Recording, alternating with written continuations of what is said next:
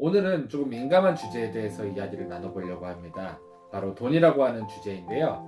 우리가 살아가는 이 대한민국이라는 나라는 자본주의이기 때문에 이 시대를 살아가면서 돈이라고 하는 것을 빼놓고 이야기를 할 수가 없습니다.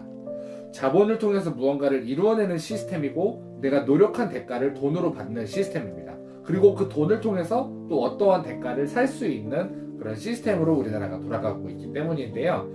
그런데 우리는 교회에 갈 때마다 돈과 하나님을 겸하여 섬길 수 없다. 우리가 돈을 추구하는 삶을 살면 안 된다. 하나님을 추구해야 된다라는 설교를 매일매일 듣게 됩니다. 그런데 세상에서는 돈과 멀어지면 세상을 살 수가 없습니다. 우리가 돈을 어떻게 바라봐야 하는지에 대한 염려와 걱정이 사실 매일매일 나를 장악해 오게 됩니다. 그래서 우리 많은 크리스천 중에서도 사업을 하거나 직장 생활을 하는, 그러니까 쉽게 말하면 경제활동을 하는 모든 크리스천들은 이중적인 삶을 살게 됩니다. 만나면 매일매일 돈 이야기를 하면서 돈을 쫓는 삶을 살다가 교회에 가면 마치 돈을 사랑하지 않고 돈에 관심이 없는 척 하면서 목사님의 설교를 듣게 됩니다. 그리고 세상에 나가선 똑같이 돈 하면서 살게 됩니다. 그러면 우리가 도대체 어떻게 살아야 되는 걸까요? 저는 오늘 그것과 관련된 이야기를 나눠보려고 합니다. 잘잘법이라는 영상에 김학철 교수님의 이야기를 따르면 예수님 믿으면 복받고 번영하고 풍요롭고 남을 돕게 되고 기부하면 더 많은 복을 받게 된다. 그러기에 그 복은 하나님이 주신 것이다 라는 이야기만 본다면 성경의 절반만 보는 것이다. 그것은 올바른 가치관이 아니다 라고 이야기합니다. 더불어서 천민과 금욕만을 강조하는 삶을 살다 보면 그것 또한 올바르지 못한 가치관이라고 이야기를 하고 있습니다. 성경은 양쪽 모두를 이야기합니다. 그러면서 성 안토니우스라고 하는 분에 대한 이야기를 하시는데요. 그분은 이집트 출신인 성인이세요. 갖고 있었던 모든 재산을 다 팔아서 힘든 사람에게 나눠주고 하나님의 말씀으로 힘든 사람들에게 조언을 해주는 그런 삶을 살았습니다. 그런데 주변에 그분에게 감사한 마음을 품고 있는 사람들이 성 안토니우스 선생님에게 먹을 것을 대접하게 되었습니다. 이제 성 안토니우스 선생님은 그것을 받으면서 삶을 연위해 가셨어요. 그런데 김학철 교수님은 이런 이야기를 하십니다. 성 안토니우스 선생님에게 먹을 것을 대접하고 도움을 드린 사람들은 하늘에서 떨어진 음식과 물질로 섬긴 것이 아니다. 열심히 일을 해서 돈을 벌었고 그 일을 한 대가로 받은 물질을 통해서 성 안토니우스 선생님을 섬길 수 있었다라는 이야기입니다. 다시 말하면 누군가의 금욕과 누군가의 청빈과 누군가의 낮아지는 삶을 사는 것은 누군가가 일궈낸 부와 누군가가 일궈낸 결심을 통해서만 이룰 수 있었다는 것도 우리가 잊으면 안 된다고 이야기하는 겁니다. 그렇다고 한다면 도대체 성경은 왜 여기선 이렇게 저기선 저렇게 하라고 써놨을까요? 도대체 왜 우리를 갈등하게 만든 걸까요? 사실 아주 간단한 이야기입니다. 생각을 한번 해보세요. 두 명의 자식이 있습니다. 한 명의 자식은 15시간 동안 공부만 하는 거예요. 먹는 것도 안 먹고 잠도 제대로 안 자면서 계속 공부만 하고 있습니다. 그 자식에게 여러분은 뭐라고 하실 건가요? 좀 쉬어라. 야, 공부가 다가 아니야. 건강이 그보다 더 중요해. 건강 챙겨가면서 공부해야지. 라는 말을 하지 않겠습니까? 그런데 또 다른 한 자식은 하루에 15시간씩 게임만 합니다. 공부라고 하는 건 전혀 안 하고 공부는 완전히 담을 쌓고 살았어요. 그 자식에게 여러분은 뭐라고 말씀하실 건가요? 공부 좀 해라. 너 그렇게 살다가 그렇게 놀아서 나중에 뭐하고 살 거니? 라고 말하지 않겠습니까? 그런데 이 두 자식이 일기장을 매일매일 썼다고 칩시다. 한 명의 자식의 일기장에는 우리 한번 맨날 나에게 쉬라고 한다. 이제 좀 놀라고 나에게 말하고 건강이 먼저라고 한다. 공부가 먼저가 아니라고 말을 한다. 라고 써놨어요. 하지만 다른 한 자식의 일기장에는 우리 엄마 맨날 공부 얘기만 한다. 공부한다. 라고 적어놨을 거예요. 이 어머니는 두 명의 자식을 이제 키웠습니다. 그리고 두 자식의 교육의 매뉴얼은 다 다르게 나와 있을 거예요. 그게 나중에 자식 매뉴얼로 이제 일기장 2권을 합해서 한 권의 책이 나왔습니다. 그러면 어떤 교육법이 맞는 걸까요? 공부하는 게 맞는 걸까요? 아니면 쉬라고 하는 게 맞는 걸까요? 성경은요, 그 상황과 지역과 환경에 따라서 예수님의 이야기하시는 게 다 달랐습니다. 그렇기 때문에 누구에게 이야기하셨느냐, 어떤 환경과 어떤 상황에서 이야기하셨느냐에 따라서 메시지가 다르게 나갔습니다. 부분에 맞게끔 예수님께서는 다르게 말씀하고 계시는데 사실 우리가 예수님의 한 면만 보고 예수님은 이런 분이야 라고 말할 때가 많다라는 거죠. 저한테 그런 이야기를 하시는 분들이 많았습니다. 야, 너 크리스천이 왜 이렇게 돈돈돈돈 거리니? 그런데 웃긴 게 뭔지 아세요? 사실 그분들이 뒤에서 돈 얘기를 훨씬 많이 하세요. 누구는 얼마 벌었다더라. 야, 누구는 이번에 어떤 차를 뽑았다더라. 야, 누구는 이번에 집을 새로 장만했다더라. 그럼 이게 정말 올바른 걸까요? 여러분, 돈 하는 사람이 하나님 나라에 갈 수 있습니다.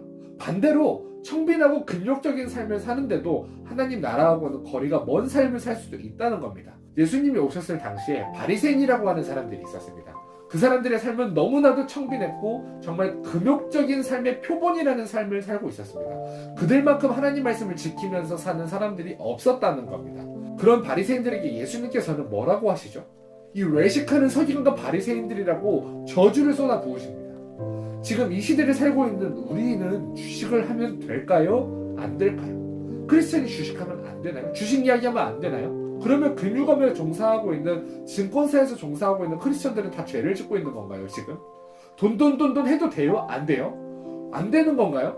그러면 오늘도 협상을 위해서 돈 1원이라도 올려보려고 하는 그런 모든 크리스천들은 다 잘못된 삶을 살고 있는 겁니까? 성경에 나와 있거든요. 뭐라고 나와 있죠? 바로 무역에 투자하라고 분명히 말씀하고 계세요. 그러면 이게 잘못된 걸까요? 성경 말씀인데요? 그렇지 않습니다.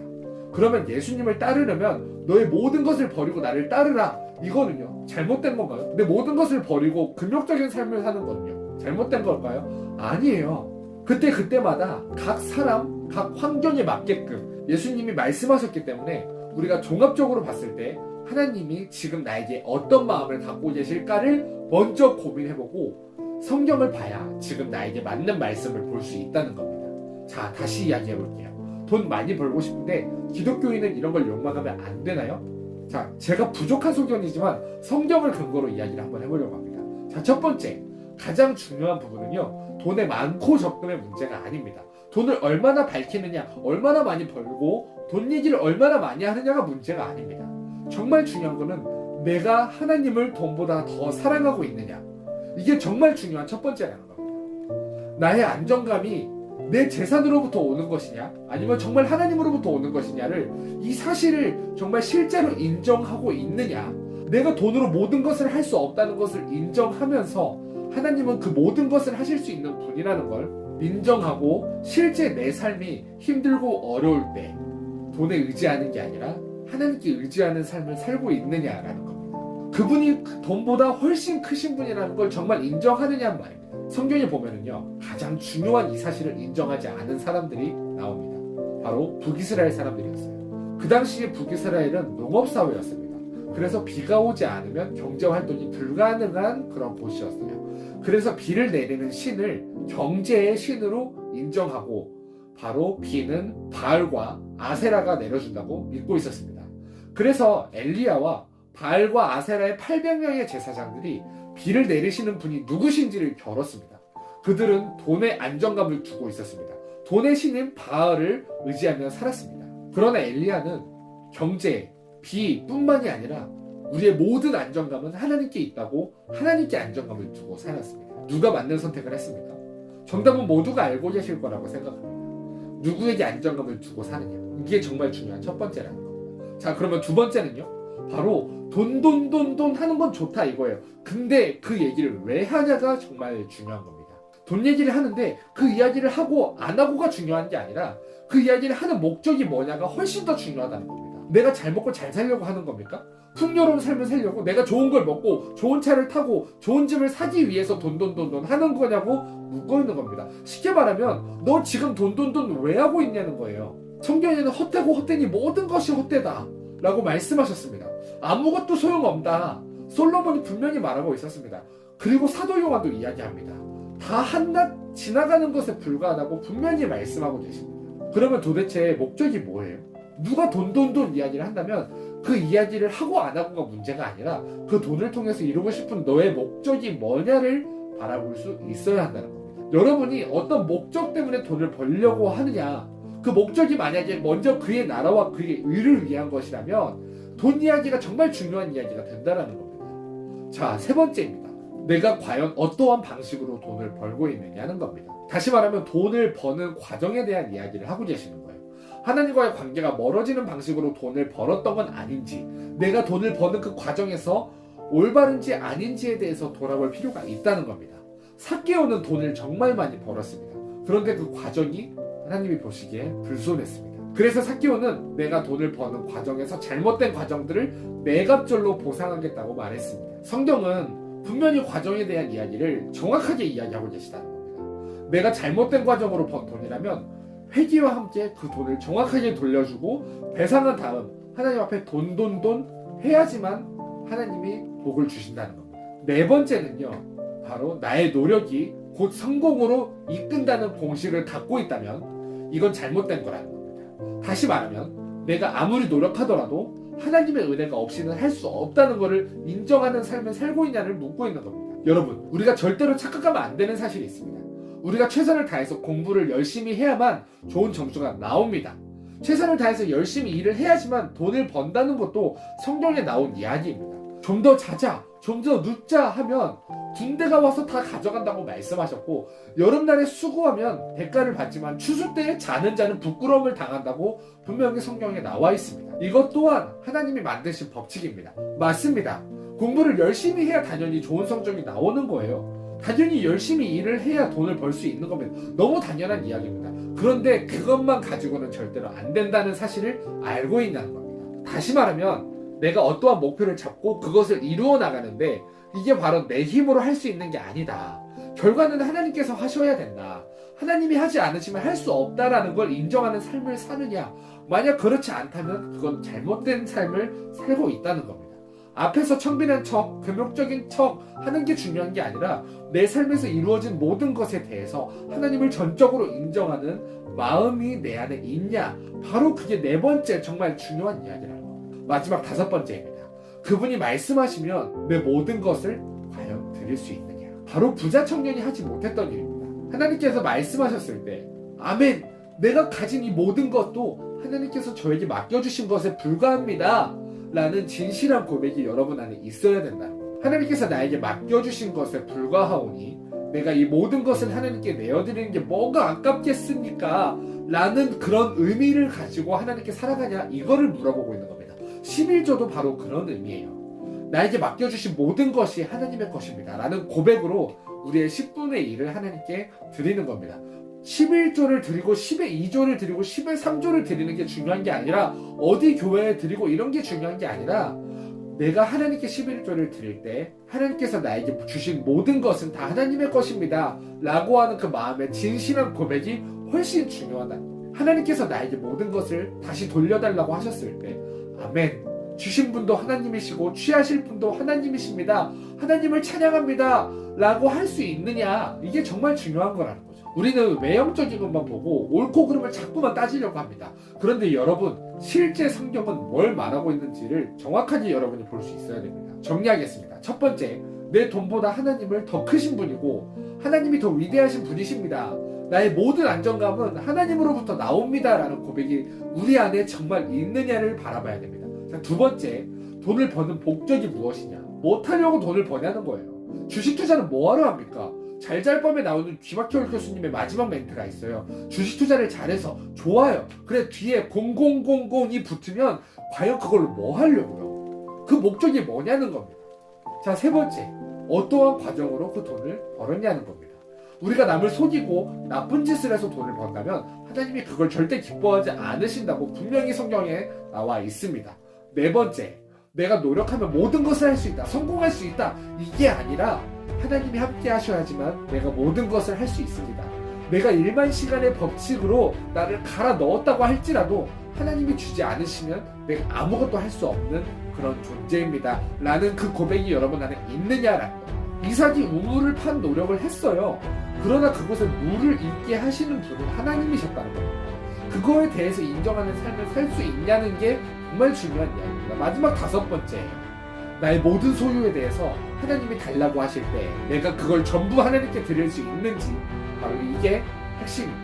결론을 말씀드릴게요. 여러분, 돈을 많이 벌고 싶은데 기독교인은 이런 걸 욕망하면 안 되나요? 질문 자체가 틀렸습니다. 그게 중요한 게 아니에요. 그걸 이야기하기 전에 이 다섯 가지를 먼저 점검해 보자는 겁니다.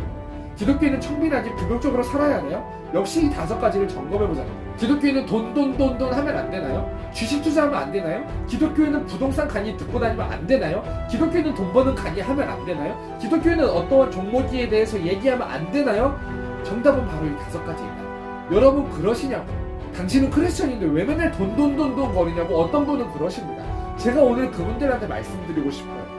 여러분 가슴속에 이 5가지는 어떻습니까?